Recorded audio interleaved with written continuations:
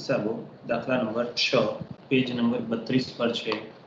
श्री अमिताभ पासे 1/4/2011 ना रोज 50,000 ની દાર્શનિક કિંમતની જેની ચોપડે કિંમત 51,400 છે તેવી ગુજરાત સરકારની 6% જામીનગીરી હતી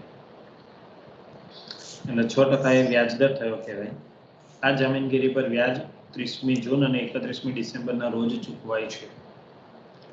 આપણને બધા વ્યવહારો આપેલા છે 16/5, 1/8, 1/9, 1/2 એમાં ક્યાંક ક્યાંક વેચાણ છે, ખરીદી છે।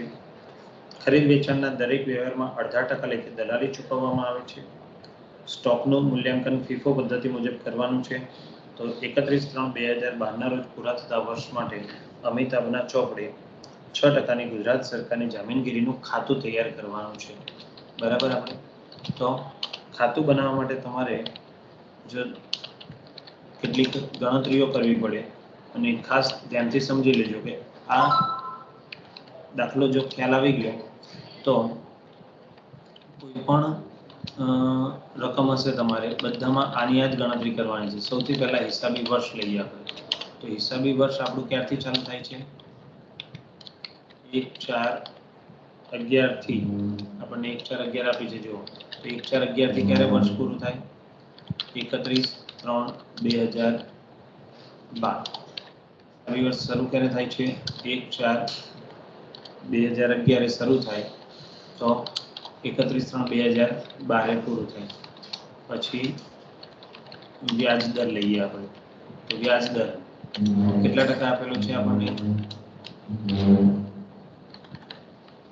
વ્યાજ દર આપણને કેટલા ટકા આપેલો છે? 6%। બરાબર। પછી વ્યાજની તારીખો આ બધી એની પ્રાઇમરી એટલે કે બેઝિક જરૂરિયાત છે એ તમારે પહેલા હંમેશા રકમમાંથી શોધી લેવાની વ્યાજની તારીખ। તો આપણને બે ભાગમાં વ્યાજની તારીખને વહેંચવાની, એક ચાલુ વર્ષ અને બીજું ચાલુ વર્ષ। સર સ્ક્રીન દેખાતી નથી। નથી દેખાતી? ઓકે, ફરીથી હું શેર કરું છું।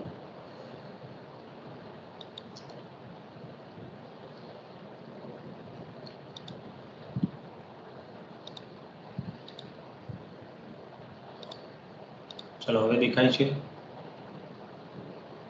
હા સર। Okay fine. કોઈ પણ દાખલો એમાં સૌથી પહેલા તમારા માટે હિસાબી વર્ષ મહત્વનું છે। 1/4/11 થી શરૂ થશે એટલે 31/3/12 વર્ષ પૂરું થાય। 6%ની ગુજરાત સરકારની જામીનગીરી છે એવું આપેલું છે એટલે વ્યાજનો દર 6% થયો। વ્યાજની તારીખોમાં આપણે બે ભાગ પાડીશું, ચાલુ વર્ષની તારીખ અને પાછલા વર્ષની તારીખ કઈ છે। તો જો આપણને એવું કીધું છે કે દર વર્ષે 30મી જૂન અને 31મી ડિસેમ્બરના રોજ વ્યાજ ચૂકવાય છે। તો ચાલુ વર્ષમાં આપણે એપ્રિલ 2011માં વર્ષ શરૂ થયું એટલે પહેલું વ્યાજ આવશે આપણું 30/6/2011 અને બીજું જે વ્યાજ આવશે 31 ડિસેમ્બર એટલે 31/12/11। બરોબર। તો પાછલું વર્ષ એ વર્ષ બદલી નાખીએ એટલે 2010 અને 31/12/2010। તો આ રીતે આપણે બેઝિક જે જરૂરિયાતો છે તે પૂરી થાય। હવે તમારે કેટલીક ગણતરીઓ જે કરવાની છે એ દરેક વ્યવહારની ગણતરીઓ કરતા જઈએ અને પછી ખાતું બનશે। બરાબર। તો સૌથી પહેલી ગણતરી તમારે કરવી પડે 1/4 એટલે કે વર્ષની શરૂઆતમાં તમારે કેટલું વ્યાજ લેવાનું થયું તે। તમને એમ થાય કે વ્યાજ ક્યાંથી બાકી હોય? તો તમે જુઓ મેં અહીંયા તમને બે તારીખો લખાવી, 31/12 પાછલું વર્ષ અને ચાલુ વર્ષ। એમાં 31/12/2010 ગયા વર્ષે ડિસેમ્બર મહિનામાં 31મી તારીખે તમને વ્યાજ મળ્યું। એ પછી હવે સીધું વ્યાજ ક્યારે મળશે? 30/6/2011 6 મહિનાનું વ્યાજ મળશે। હવે આપણું હિસાબી વર્ષ તો શરૂ થાય છે 1/4। તો આપણે 11મા ધોરણમાં વાર્ષિક હિસાબમાં ભણી ગયા છીએ કે 31/3ના રોજ એટલે કે હિસાબી વર્ષના અંતે કોઈ પણ નાણાકીય વ્યવહારો બાકી હોય એટલે કે ચૂકવવાનું બાકી હોય, અગાઉથી ચૂકવેલું હોય, મળવાનું બાકી હોય, અગાઉથી મળેલું હોય, તો એ બધાની હવાલા નોંધ કરવી પડે છે। તો આપણને છેલ્લું વ્યાજ 31/12ના રોજ ચૂકવાયું છે। સમજો 31/12/10ના રોજ ચૂકવાયું અને તમે ગણતરી કરી રહ્યા છો વર્ષની શરૂઆત 1/4/2011। બરોબર। તો એનો મતલબ એવો થયો કે જ્યારે તમે 31/3 ગયા વર્ષે હિસાબી વર્ષ પૂરું કર્યું એટલે 31/3/11 હિસાબી વર્ષ પૂરું કર્યું ત્યારે તમે 31/12 થી 31/3 સુધી 3 મહિનાનું મળવાનું બાકી વ્યાજ બતાવેલું હશે. આપણે વ્યાજની ગણતરી કરીએ તો વ્યાજ બરાબર તો તમારી પાસે સરોની બાકી કેટલા રૂપિયા આપેલી છે 51,400. 51,400 પર આપણને 6% વ્યાજ મળવાનું છે. તો 51,400 ગુણ્યા 6% ગુણ્યા કેટલા મહિનાનું વ્યાજ લેવાનું છે આપણે 3/12. ચલો કિંમત શોધો કેટલી થાય 1,400 સોરી 50,000 છે 51,400 ની દાર્શનિક કિંમત 50,000 છે 51,400 ચોપડે કિંમત છે એટલે 50,000 ગુણ્યા 6% ગુણ્યા 3 મહિનાનું વ્યાજ એટલે 3/12. 150. આ દાખલો સમજજો ખાસ કારણ કે બધામાં આની જ ગણતરી કરવાની છે આપણે કેટલા આવે છે 750 રૂપિયા એટલે 1/4 ની ગણતરી 750 1/4 ની ગણતરી પતી ગઈ. હવે જે આપણને રકમમાં તારીખો આપી છે એ પ્રમાણે ગણતરીઓ કરતા જવાનું છે. 16/5/2011 16/5/2011 9,000 ની દાર્શનિક કિંમત 97 ના ભાવે વ્યાજ સહિત વેચાણ કરેલ છે. આપણે અહીં લખીએ વ્યાજ સહિત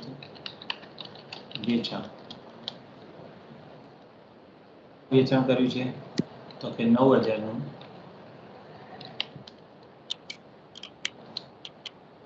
ગુણ્યા 97 નો ભાવ એટલે 97% એ ભાવ લઈ લેવાનો બરાબર. ચલો કિંમત શોધો 9,000 ના 97%. 8,730. 8,830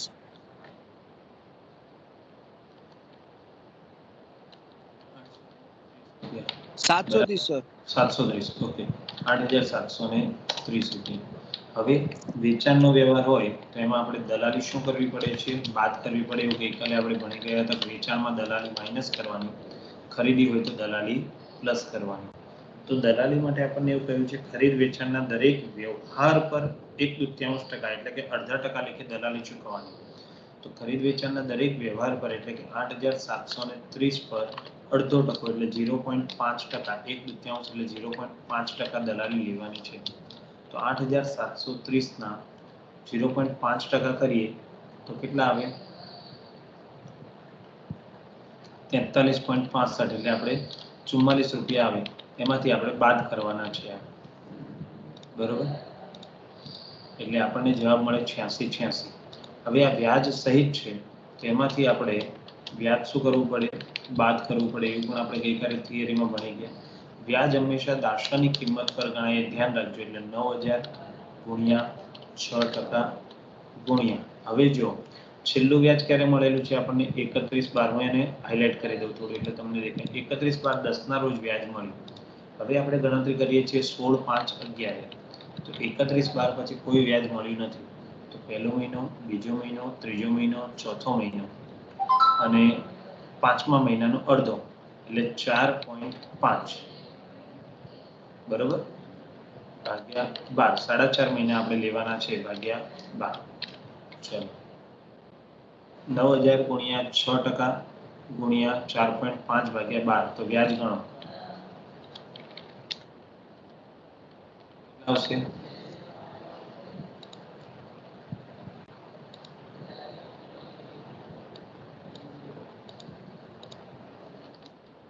ઝડપથી ગણતરી કરો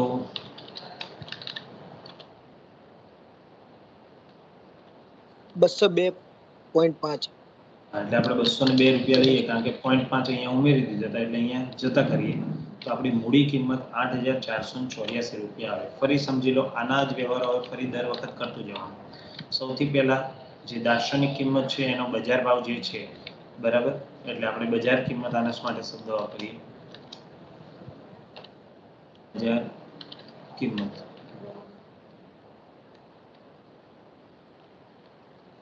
બરાબર. તો બજાર કિંમત જે 97 નો ભાવ હોય કે 98 નો હોય કે 105 નો હોય એ પ્રમાણે તમારે ગણતરીઓ કરવાની બરાબર. એટલે બજાર કિંમત ટકાવારી લેવાની પછી જો વેચાણ હોય તો દલાલી માઇનસ કરવાની અને જો ખરીદી હોય તો દલાલી પ્લસ કરવાની, બરાબર. વ્યાજ સહિત હોય તો વ્યાજની રકમ માઇનસ કરવી પડે એવું ગઈકાલે મેં થિયરીમાં સમજાવ્યું, બરાબર. આ રીતની ગણતરી કરવાની. હવે જો 16/5 પછી 1/8 આવે છે તો 1/8 પહેલા આપણી વ્યાજની તારીખ આવશે 30/6/2011. મળેલ વ્યાજ, તો મળેલ વ્યાજ કેટલા પર મળશે? તો આપણી પાસે વર્ષની શરૂઆતમાં 50,000ના રોકાણ હતા. જુઓ, આપણે 9,000નું વેચાણ કરી દીધું. 30/6 પહેલા આપણે શું કર્યું? એને વેચાણ કરી દીધું. તો હવે આપણી પાસે કેટલા રૂપિયા વધે? 41,000 રૂપિયા બાકી રહે. તો આપણે જે કંઈ વ્યાજ ગણીશું એ કેટલા ઉપર વ્યાજ ગણાશે? 41,000 રૂપિયા પર વ્યાજ ગણાશે. એટલે 41,000 ગુણ્યા 6% ગુણ્યા 6 મહિના ગણાશે. કેમ 6 મહિના આવશે? તો આપણી છેલ્લી તારીખ છે 31/12. 31/12 થી 30/6 એટલે પહેલો, બીજો, ત્રીજો, ચોથો, પાંચમો, છઠ્ઠો એમ કરીને કુલ 6 મહિનાનું વ્યાજ આવશે. તો 41,000નું 6% એટલે કે 6 મહિનાનું વ્યાજ ગણો. 1230. બરાબર, 1230. ચલો પછી આગળ ગણતરી કરીએ. હવેની આપણી જે તારીખ છે તે તારીખ છે 1/8/2011.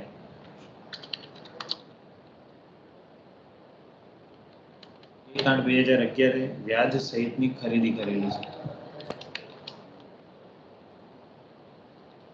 વ્યાજ સહિતનું શું કરેલું છે? ખરીદી કરેલી છે. તો બજાર કિંમત જુઓ, કેટલાની ખરીદી કરી છે? 14,099ના ભાવે લીધેલી છે. એટલે આપણે અહીંયા શું લખવું પડે? 14,000 ગુણ્યા 99%. 14,000 ગુણ્યા 99% કરો.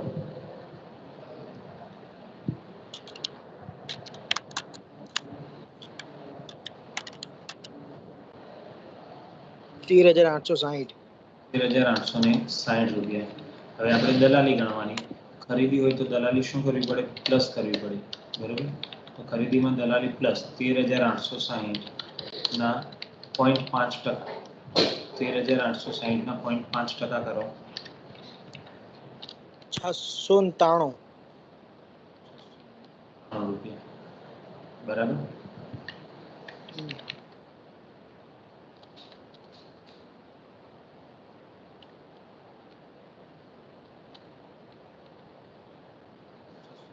એટલે આપણી કિંમત થાય 14,543.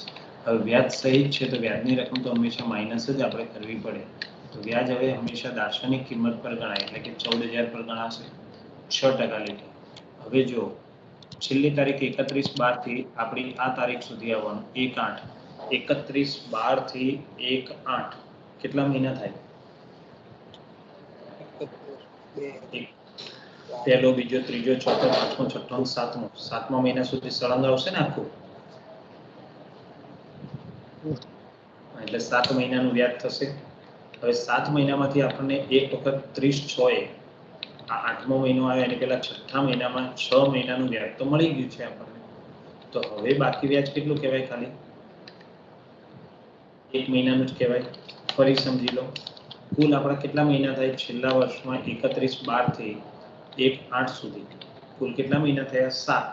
7 મહિનામાંથી એક વખત તો 6 મહિનાનું વ્યાજ મળી ગયું છે, એટલે બાકી કેટલું રહ્યું? ખાલી 6 મહિનાનું મળી ગયું 7 મહિનામાંથી, તો 1 મહિનાનું વ્યાજ બાકી રહે. એટલે કેટલા ટકા થાય? અરે કેટલા રૂપિયા થશે? 70. બરોબર છે, 70 રૂપિયા થશે. એટલે 14,483 રૂપિયા એ આપણી ખરીદી થશે.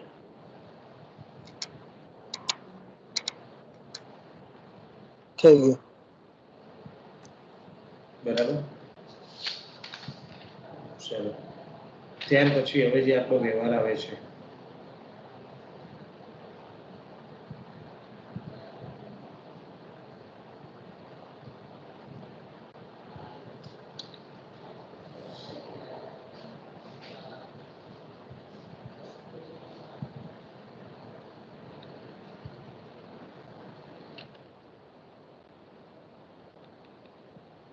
પછીનો આપણો વ્યવહાર છે 1/9/19 1/9/11 વ્યાજ બાદ વેચાણ કરેલું છે એટલે આપણે તારીખ લઈએ 1/9/11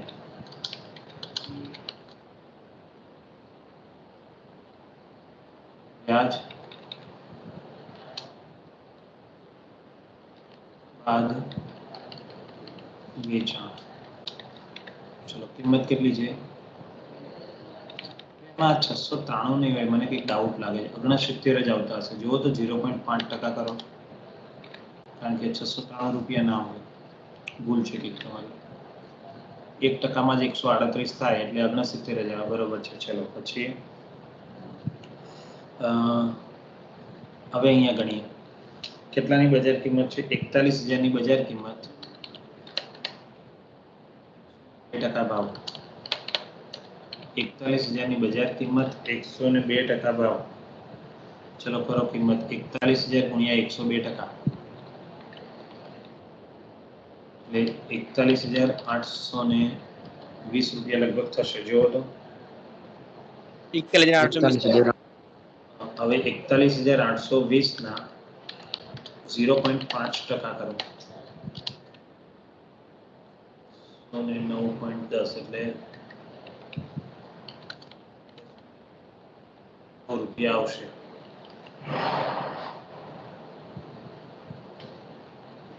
બરાબર હવે આ આપણું વ્યાજ બાદ છે એટલે આપણે એમાંથી વ્યાજને બાદ કરવાનું રહેતું નથી ખાલી આપણે વ્યાજ ગણવાનું રહે આપણી મૂડી કિંમત અહીંયા આવી ગઈ જો અહીંયા આપણે વ્યાજ ગણ્યા પછી મૂડી કિંમત લેતા હતા અહીંયા ક્યાં લેવાની વ્યાજની પહેલા મૂડી કિંમત લેવાની બસ આટલું વ્યાજની ગણતરી કરીએ 41,000 પર 6% લેખે ચલો મહિના ગણો 31/12 થી 1/9 કેટલા માસ થાય 31/12 થી 1/9 એટલે કેટલા માસ થાય 8 માસ થાય 8 મહિના થાય ને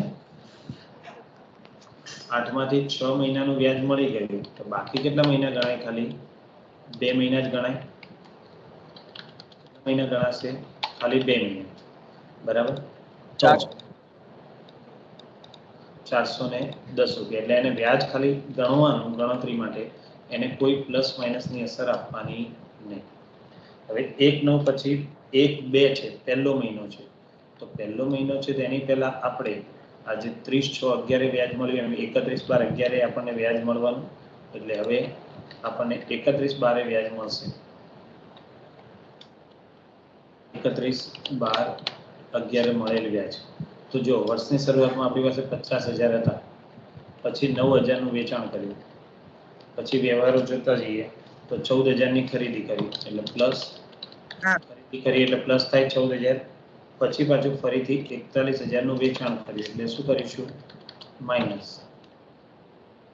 41,000 નું વેચાણ કર્યું એટલે શું કરીશું માઇનસ કરીશું ચલો તો હવે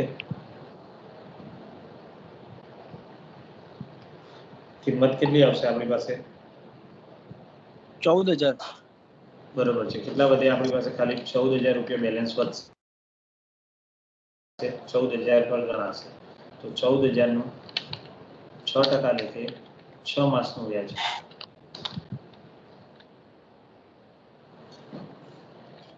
14,000 નું 6% લેખે 6 માસનું વ્યાજ એટલે કેટલું કહેવાય 420 રૂપિયા થાય હવે 420 હા 1/2 ખરીદી કરી છે તો 1/2/11 આપણે ખરીદી કરી વ્યાજ બાદ ખરીદી કરી એટલે એની ગણતરી કરી જો મેં પહેલા જ કહ્યું હતું બધા દાખલામાં એકની એક જ સેમ ગણતરી આવશે ખાલી વ્યાજ સહિત છે કે વ્યાજ બાદ એ જ ધ્યાન રાખવાનું એટલે 1/2/12 વ્યાજ બાદ ખરીદી તો જો એની બજાર કિંમત 25,000 રૂપિયાની આપણે ખરીદી કરી 96 ના ભાવે 96% લેખે ખરીદી કરો કેટલા આવશે 1000 ઓછા થાય એટલે 24,000 રૂપિયા 24,000 ના 0.5%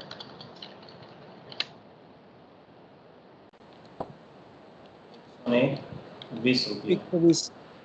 હવે આ વ્યાજ બાદ છે એટલે આપણે આને મૂડી કિંમત કહી દઈશું 24,120 ને, અને આમાંથી હવે કોઈ વ્યાજ બાદ કરવાનું રહેતું નથી, ખાલી વ્યાજની ગણતરી કરવાની. તો 25,000 પર 6% લેખે કેટલા મહિના થશે ગણો ચલો.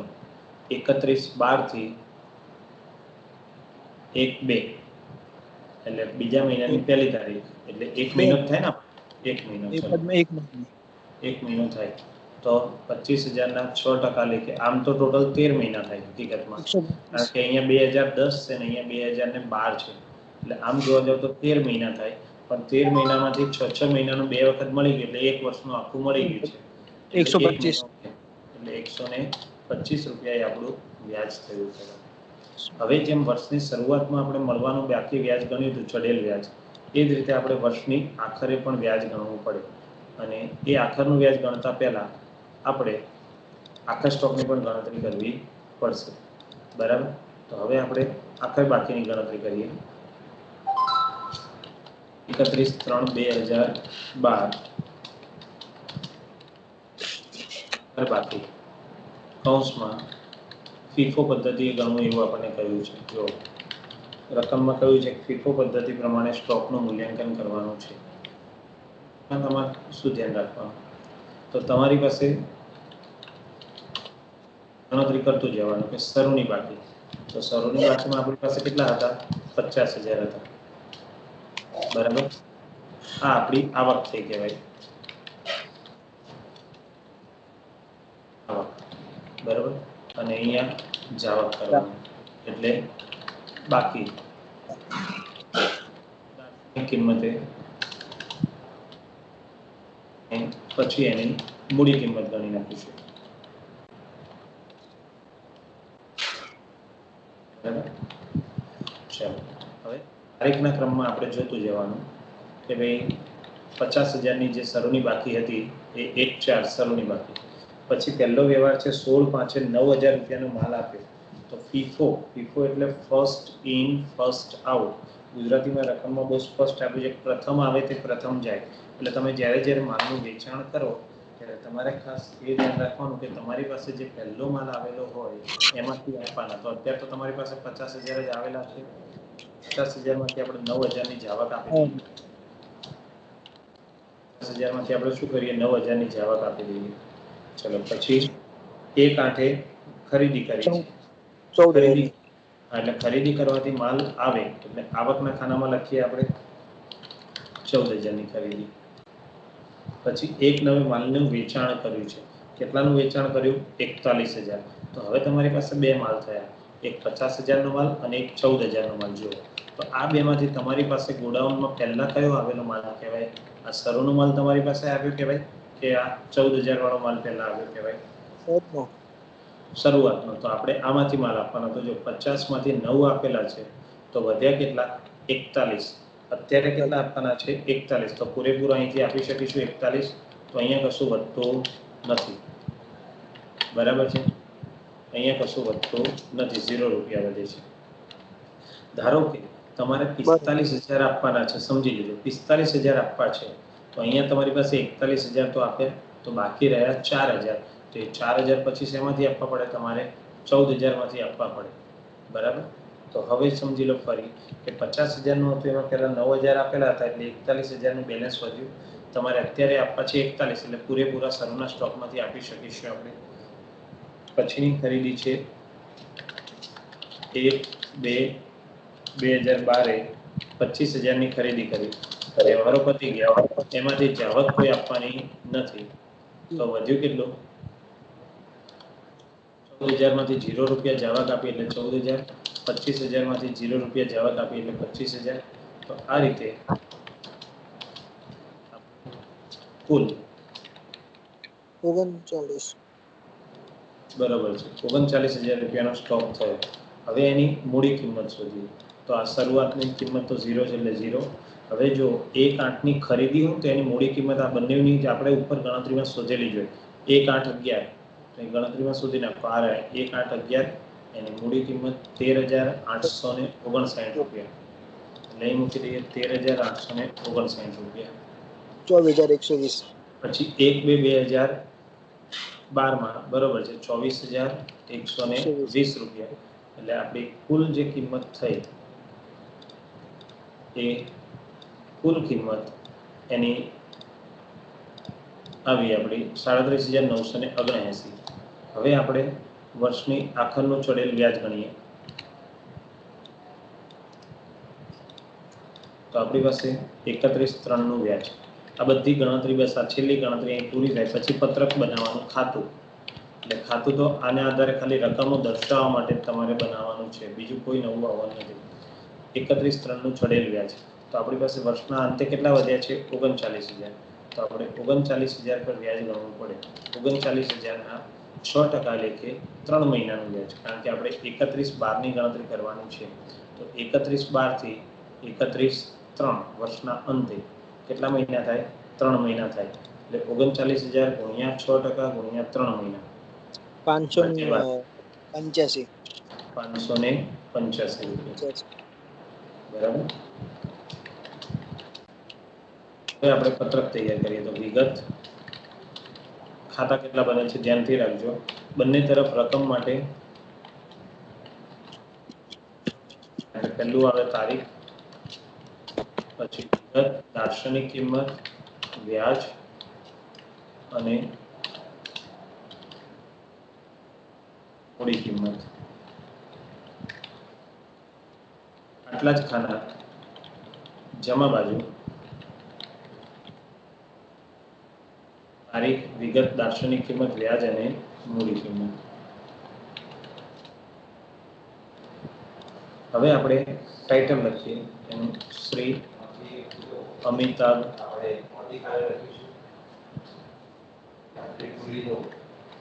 નું તારીખ 31/3/2012 ના રોજ થતા વર્ષનો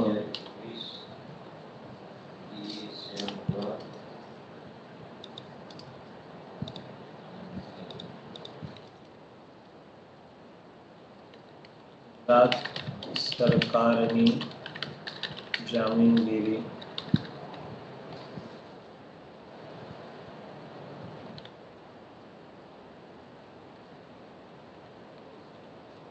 ગુજરાત સરકારની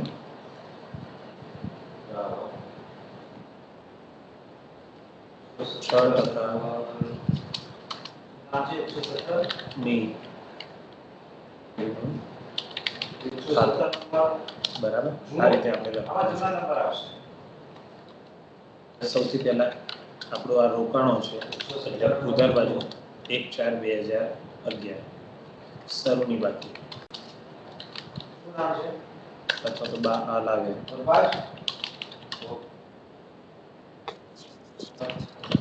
શું લખાશે? બા આ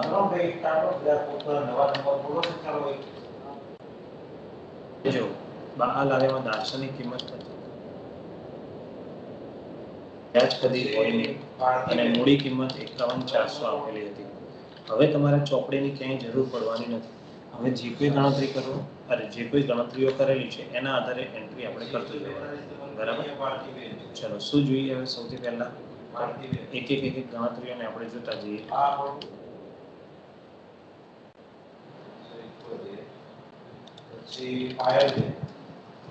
એક એક ગણતરીઓને જોતા જઈએ જે આપણી ગણતરીઓ કરેલી છે તે જોવાની. 1/4 નું ચડેલ વ્યાજ તો મળવાનું બાકી વ્યાજ છે એટલે ઉધાર બાકી હોય 750. એટલે અહીંયા 1/4/11 શું લખીશું એને? ચડેલ વ્યાજ ખાતે. તો વ્યાજની રકમ એટલે કયા ખાના મૂકવો પડશે? 750. વ્યાજના ખાનામાં 750. અહીંયા કશું આવશે નહીં. બરાબર. ચલો પછીનો વ્યવહાર શું છે આપણો? 1/4 પછી 16/5. 16/5 ખરી વેચાણ છે. તો વેચાણ કર્યું તો વેચાણ કરવાથી આપણી પાસે રોકડ આવે કે જાય? રોકાણો આવે કે જાય? વેચાણ કર્યું, રોકાણો વેચી દીધા તો રોકાણો વેચી દીધા એટલે રોકાણો આપણી પાસેથી જાય. જાય તો શું કરવા પડે? જમા કરવા પડે. તો જો બધી રકમ અહીંયા છે, મૂળ કિંમત દાર્શનિક કિંમત 9000, એનું વ્યાજ 202 અને મૂડી કિંમત 8484 એટલે 16,511 જાય છે તો જમા કરવા પડશે 16,5,2011. રોકાણો વેચી દીધા એટલે જાય તો જમા બાજુ એન્ટ્રી આપીએ, પૈસા મળ્યા એટલે બેંક ખાતે દાર્શનિક કિંમત 9000, વ્યાજ 202 અને અહીંયા 8484. ફરી સમજી લેજો, આ દાર્શનિક કિંમત એટલે આ બેનું ટોટલ નથી, બધી કિંમતો આપણે શોધેલી છે. જો અહીંયા આ 16,5 દાર્શનિક 9000, વ્યાજ 202 અને મૂડી કિંમત 8484. હવે તમને ખબર પડે કે આ બધી ગણતરીઓ મેં શા માટે કરાઈ, બધી વિગતો અહીંયા લખવાની છે, ખાલી આપણે તારીખના ક્રમમાં. બરાબર. 16,5 પછી જો 30 વ્યાજ મળ્યું, એટલે વ્યાજના ખાનામાં 1230 વ્યાજ મળ્યું તો વ્યાજ આપણી આવક કહેવાય. આવક કહેવાય એટલે 30/6/2011 વ્યાજ મળ્યું છે એટલે પૈસા મળ્યા બેંક ખાતે 1230 બરાબર અને 00. પછી 30/6 પછી 1/8 ખરીદી કરવાથી રોકાણો આપણી પાસે આવે તો ઉધાર કરવા પડશે એટલે અહીંયા ઉધાર બાજુ 1/8/2011 ખરીદી કરી એટલે આપણે પૈસા ચૂકવ્યા હશે એટલે બેંક ખાતે 14,000. બરાબર. જો હવે એની રકમ બધી નક્કી કરીએ. 14,000, વ્યાજ 70 અને 13,859. 14,000 પછી વ્યાજમાં 70 અને 13,859 રૂપિયા. પછી 1/8 પછી 1/9 વેચાણ. તો વેચાણ છે તો કઈ બાજુ બતાવવાનું? જમા બાજુ. વેચાણથી જાય એટલે 1/9/11 વેચાણ બેંક ખાતે. કેટલાનું વેચાણ હતું? 1/9 41,000 નું વેચાણ. કેટલાનું હતું? 41,000 નું. એમાં વ્યાજ 410 અને 41,611. 410 41,611 બરોબર. પછી 31/12 વ્યાજ મળ્યું તો મળેલું વ્યાજ આવક છે એટલે ત્યાં જ આવશે 31/12/11 વ્યાજ મળ્યું એટલે બેંક ખાતે વ્યાજમાં દર્શાવવાનું આવશે. તો જો 31/12 નું વ્યાજ કેટલું છે? 420 રૂપિયા. પછી 1/2 ખરીદી કરેલી છે. ખરીદી એટલે 11:45 બરાબર. પેપર 1 કેટલાની ખરીદી કરેલી છે? 25.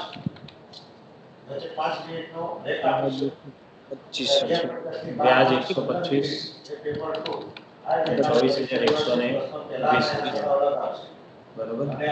પછી આખરની બાકી આવે છે તો જેમ શરૂની બાકી ઉધાર હતી એમ આખરની બાકી જમા બાજુ 31/12/2012 આખર બાકી જો 39,000 37,979 ફરીથી 31/12 છેલ્લું વ્યાજ ચડેલ વ્યાજ ખાતે વ્યાજની રકમ છે વ્યાજના ખાનામાં 585 રૂપિયા. હવે તમારે શું કરવાનું? તમારે સૌથી પહેલા ટોટલ કરવાનું. દાર્શનિક કિંમતનું જમા બાજુનું. દાર્શનિક કિંમતનું જમા બાજુનું ટોટલ કરો. દાર્શનિક કિંમતનું ટોટલ બંને તરફનું સરખું જ આવવું જોઈએ. તો અહીંયા જો 89,000 છે, અહીંયા પણ 89,000 છે એટલે આ સરખું આવે છે આપણું. બરાબર. દાર્શનિક કિંમતમાં કદી ફરક ના આવે. 89,000 આવ્યું. 89 આવ્યું ને. હવે વ્યાજ હંમેશા જમા બાજુ વધશે કારણ કે વ્યાજ મળ્યું હોય. તો જો અહીંયા જમા બાજુનું ટોટલ 2,847 અને ઉધાર બાજુનું ટોટલ થાય છે 945 રૂપિયા. બરાબર. તો કેટલા રૂપિયાનો અહીંયા ડિફરન્સ આવશે? 1902 રૂપિયાનો ડિફરન્સ આવે તો 31/3/2011 આ રકમ આપણે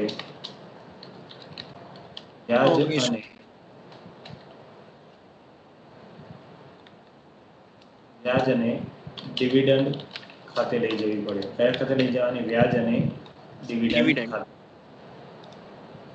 ઓકે, ચલો ત્યાર પછી હવે અહીંયા તમારે જોવાનું કઈ બાજુ છેલ્લું ખાનું મૂડી કિંમતમાં વધે છે. ઉધારમાં 89,000 છે, જમામાં 81,000 છે, એટલે જમામાં ખૂટે છે. તો જે જમામાં રકમ ખૂટે છે એ આપણું નુકસાન કહેવાય. જો ઉધારમાં ખૂટતી હોય તો નફો કહેવાય. 31/3/2012 ખૂટતી રકમ શોધો. નફા નુકસાન ખાતે રૂપિયા આવે છે.